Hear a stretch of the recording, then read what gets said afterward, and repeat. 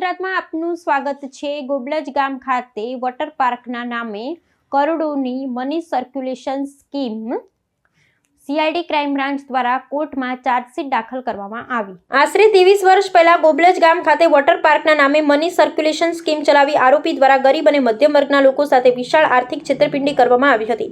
અંદાજે 5,54,000થી વધુ સભાસદોની આઈડી બનાવી કરોડો રૂપિયાની સભાસદોની મરણ મૂડી એકત્રિત કરી ચીટ ફંડ સ્કેમ આચરવામાં આવ્યો હતો।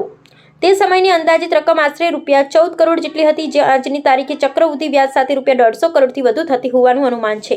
આ સમગ્ર પ્રકરણની તપાસ તે સમયે સીઆઈડી ક્રાઇમ બ્રાન્ચ દ્વારા અત્યંત ઝીણવટપૂર્વક કરવામાં આવી હતી અને આરોપીને સાબરમતી જેલમાં મોકલવામાં આવ્યો હતો। તપાસ દરમિયાન એ પણ સામે આવ્યું હતું કે આરોપી દ્વારા પોતાની પત્ની, માતા તથા સાળીને પણ મંચ પર બેસાડી ભાવનાત્મક ભાષણો દ્વારા લોકોનો વિશ્વાસ જીતવાનો પ્રયાસ કરવામાં આવતો હતો, જેથી સામાન્ય લોકો પોતાની જીવનભરની બચત આ સ્કીમમાં રોકે। આ સંબંધિત ફરિયાદીઓ અને સાક્ષીઓના નિવેદનો પણ નોંધાયેલા છે। તેથી આ ચીટ ફંડ સ્કીમ આરોપ પરિવારના સભ્યો પણ આ ચીટ ફંડ સ્કેમમાં તેના ભાગીદાર હતા। સીઆઈડી ક્રાઇમ બ્રાન્ચ દ્વારા આરોપીને કાયદેસરની સજા થાય તથા પીડિતોને તેમની મૂડી પરત મળે તે હેતુસર કોર્ટમાં ચાર્જશીટ પણ દાખલ કરવામાં આવી હતી।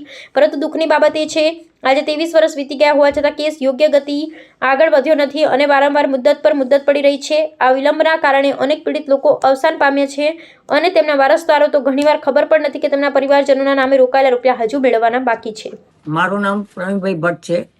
હું છેલ્લા 26 વર્ષથી કર્ણાવતી ગ્રાહક સેવા સમિતિ ચલાવું છું। ગ્રાહક સુરક્ષા જાગૃતિ અભિયાન સમિતિમાં અમે નેજા હેઠળ અમારા ધ્યાન ઉપર ગોબલજ ગામમાં ગોચરની જમીનમાં દક્ષેશ મહેન્દ્રભાઈ શાહ જેણે ગેરકાયદેસર ચીટ ફંડના પૈસા ઉઘરાયા 5 લાખ મેમ્બરો અને 14 કરોડ રૂપિયાની એફઆઈઆર 2003માં ફાડેલી અને ગયા 20/6 એની મુદત હતી ચીફ કોર્ટમાં। એટલે અમારા આ ગૌરક્ષા સમિતિવાળા બી આ અંગેનું પ્રેસ કરેલી, એમાં હું ગયો ને અમને ગ્રાહકો મળ્યા। 5 લાખ ગ્રાહકોનું આણે ચીટિંગ કરી નાખ્યું છે અને ગોબલજની અંદર ગોચરની જમીન છે। ગોબલજ ગામના દિલીપભાઈ પટેલ સરપંચ અને આ બધા જ એમના વિરોધમાં છે, પણ હજી સુધી કોઈ સ્થાનિક લોકોને કે કોઈ નિકાલ આવ્યો નથી। આ એક ભ્રષ્ટ વહીવટી તંત્રનો બેનમૂન એક નમૂનો છે। ભ્રષ્ટાચાર એ શિષ્ટાચાર થઈ ગયો છે। ખરેખર તો આ વસ્તુ સરકારશ્રીના ધ્યાન પર લાવવા માટે અમે કરી છે અને સરકારશ્રીની ફરજ છે।